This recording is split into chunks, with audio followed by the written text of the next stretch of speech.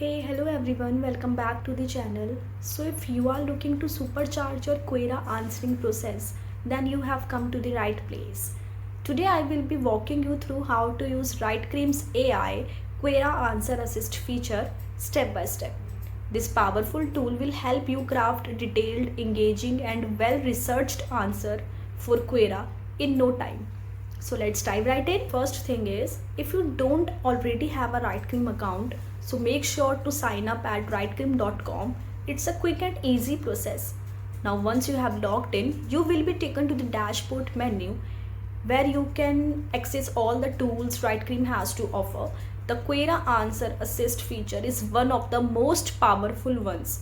So let's click on that. For now, simply type or paste the Quora question you want to respond to in the input field. Make sure your question is clear and specific. Once you have entered your question, click on the Generate Answer button. Now Writecream's AI will analyze the question and generate a detailed answer for you. It just takes a few seconds and the answer will appear right on your screen. You can edit it if you need to, but the AI does a great job providing a comprehensive response that's both relevant and helpful. Once you are happy with the final result, it's time to copy it and post it on Quora.